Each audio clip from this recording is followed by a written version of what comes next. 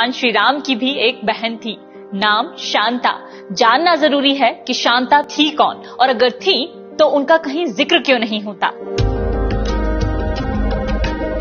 हमने राजा दशरथ के 4 पुत्रों का जिक्र कई बार सुना है, लेकिन शांता का कहीं नहीं।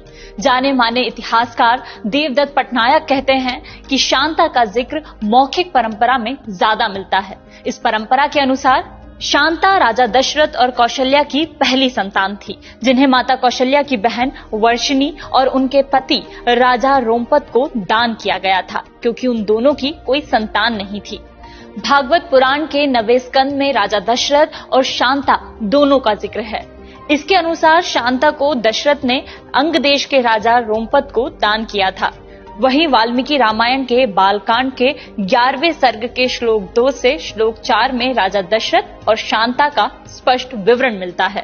शांता बड़ी हुई तो उनका विवाह ऋषि श्रृंगी से हुआ। ये वही ऋषि थे जिन्होंने राजा दशरथ को पुत्र प्राप्ति के लिए यज्ञ करवाया था।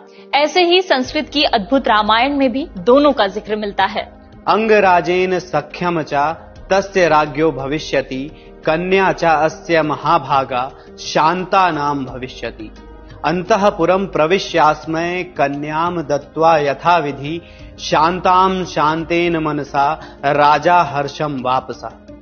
देश में 2 मंदिर ऐसे भी हैं जहां भगवान राम की बहन शांता की पूजा होती है। पहला मंदिर हिमाचल प्रदेश के कुल्लू में है और दूसरा कर्नाटक के श्रृंगेरी में। श्रृंगेरी शहर का नाम शांता के पति ऋषि श्रृंगी के नाम पर ही है। माना जाता है कि शांता बचपन में ही अयोध्या छोड़कर चली गई थी, इसीलिए उनका जिक्र ग्रंथों में कम और लोक कथाओं में ज्यादा मिलता है। आज जानना जरूरी है में इतना ही। कल फिर होगी मुलाकात किसी नए विषय के साथ। जुड़े रहिए दैनिक भास्कर ऐप पर, क्योंकि सच करीब से दिखता है।